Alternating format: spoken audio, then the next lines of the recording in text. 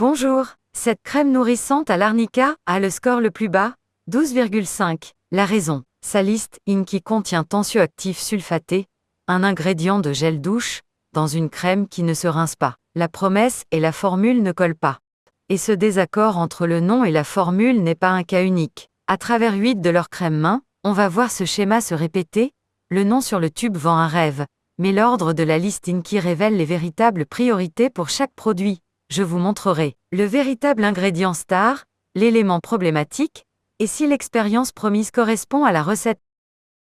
La crème main hydratante au monoï de Tahiti d'Yves Rocher. On nous vend un soin exotique et riche, mais quand on lit la liste INKI, la réalité est tout autre. Je vais vous montrer. La base, c'est d'abord de l'eau. Ensuite, on a de l'huile de tournesol et un dérivé d'huile de coco estérifié caprylique caprique triglycéride. Puis la glycérine, un humectant classique. Rien d'exotique là-dedans. Ensuite, on tombe sur une série d'agents texturants et émulsifiants sorbitants stéarate, méthylglucose sesquistéarate, acide stéarique, acide palmitique. C'est ce qui donne la texture de crème. Le fameux monoï ici, c'est le point crucial. L'huile de coco Nucifra Oil n'arrive qu'en 7e position, après tous ces ingrédients techniques. Pire, elle extrait de fleurs de tiare et gardenia Tetansi Flower Extract l'âme du monoï, est carrément en 14e position sur 16, juste avant les conservateurs. Sa concentration est donc infime. Le parfum arrive en 11e position, avant l'extrait de tiare.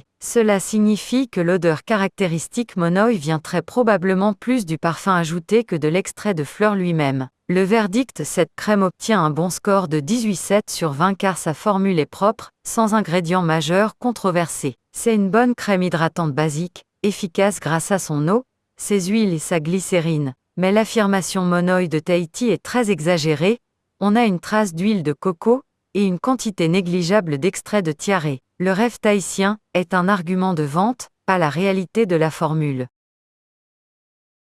Avoine et sarrasin. Yves Rocher met 2 céréales en avant pour cette crème pour les mains. Mais quelle est leur vraie place dans la formule? Décryptage de la liste INKI. La base est composée de glycérine et de beurre de karité. Ce sont les 2 ingrédients les plus concentrés après l'eau, donc ce sont eux qui vont réellement hydrater et nourrir vos mains. Les extraits d'avoine et de sarrasin, qui donnent son nom au produit, arrivent beaucoup plus tard dans la liste. Cela signifie que leur pourcentage dans la formule est nécessairement inférieur à celui de la glycérine et du karité. Ils sont présents, c'est vrai, mais ils jouent un rôle de complément ou de valeur ajoutée pour les propriétés de l'avoine. Le travail principal d'hydratation est assuré par la glycérine et le beurre de karité. Le score de 17,9 sur 20 est justifié.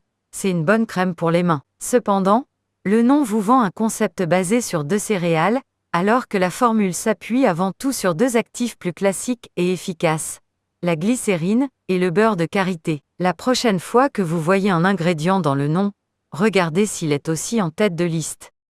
Noix de coco, c'est le nom et l'odeur de cette crème, mais l'ingrédient principal qui hydrate vos mains, est-ce vraiment l'huile de coco? Regardons la liste INKI. L'huile de coco pure, Coco Nucifra Oil, n'arrive qu'en 11e position, après le parfum. Cela signifie qu'elle n'est pas un actif majeur. Les vrais piliers de l'hydratation sont l'eau, la glycérine et une huile légère dérivée de la coco, le caprylique caprique triglycéride présent en tête de liste. L'expérience coco intense vient donc surtout de parfums de synthèse comme le coumarin, un allergène réglementé. Point vigilance, la formule contient des allergènes réglementés coumarin, exilcinamale. À noter si votre peau est sensible. Score de 17,9 sur 20. C'est une bonne crème hydratante, efficace grâce à sa base. La promesse noix de coco repose plus sur le parfum que sur l'actif. L'ordre de la liste INKI révèle les priorités de la formule. Passons maintenant à la crème main verveine citronnée et fleurs de camomille d'Yves Rocher. Avec un score de 16,9, elle nous pose un vrai cas d'école. Peut-on concilier une base efficace avec un parfum chargé? Regardons les faits. Son socle technique est très bon. La formule s'ouvre sur de l'eau florale de camomille, du beurre de karité et de la glycérine. C'est un trio nourrissant et apaisant de qualité. Elle utilise même un émollient moderne, comme le C1519 Alcane pour une texture légère. Mais son pari olfactif est lourd. Pour obtenir ce parfum naturel de verveine citronnée, la formule intègre des extraits et huiles essentielles qui apportent, avec pas moins de 5 allergènes réglementés, comme le limonène et le linalol. La verveine, mise en avant, est en réalité un actif secondaire et problématique. Classée elle-même comme ingrédient allergène, sa concentration est limitée par défaut. L'odeur vient en réalité surtout de l'huile essentielle de zeste d'orange. C'est donc le paradoxe de cette crème. Base hydratante de qualité, d'où son bon score, qui est s'alourdi de 5 allergènes déclarés pour son parfum. Le score de 16,9 sur 20 résume ce compromis. Il récompense la formule technique mais sanctionne la charge allergénique. En tant que consommateur, vous devez choisir plus privilégier excellente tolérance ou expérience olfactive marquée mais plus risquée pour les peaux sensibles. Après le paradoxe de la verveine, passons à un parfum plus gourmand. La crème main framboise et menthe poivrée. Avec un score de 18,1, est-elle plus honnête? Framboise et menthe poivrée. Sur le tube, ce duo donne l'impression d'un soin fruité et frais. Mais dans la liste INKI, qui travaille vraiment, les piliers, l'eau, l'huile de tournesol, la glycérine et le beurre de karité avant le parfum sont les véritables actifs hydratants. Le caprylique caprique triglycéride en 3e position est un dérivé d'huile de coco. C'est un émollient léger et efficace. La vedette, l'extrait de framboise, arrive après le parfum, donc à une concentration très faible. Son rôle est marginal. La menthe poivrée n'apparaît pas dans la liste visible. La fraîcheur vient vraisemblablement du parfum et du limonène, un allergène. Score de 18, 1 sur 20. C'est très bonne crème hydratante, grâce à sa base solide karité, glycérine, huile de tournesol. Cependant, la framboise est un figurant à dose infime et la menthe poivrée semble absente. L'expérience sensorielle repose sur le parfum. Le nom vend un rêve, mais la liste montre une excellente crème basique simplement aromatisée. On quitte les parfums gourmands pour une promesse plus technique.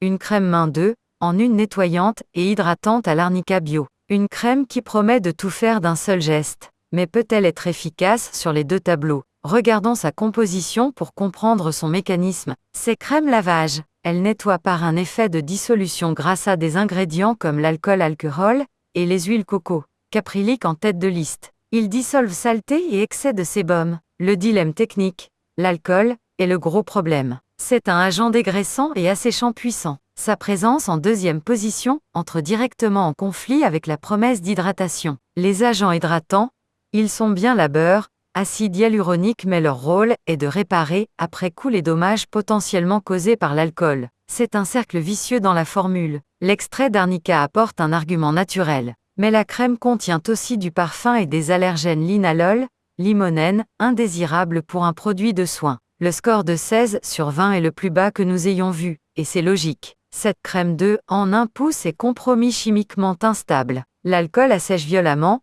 tandis que les huiles tentent de rattraper les dégâts. Le résultat peut être une peau mal nettoyée et mal hydratée. La promesse est séduisante, mais la formule est contradictoire. Pour une hygiène et un soin optimaux, séparez les étapes. Nettoyer avec un produit doux, puis hydrater avec une crème nourrissante.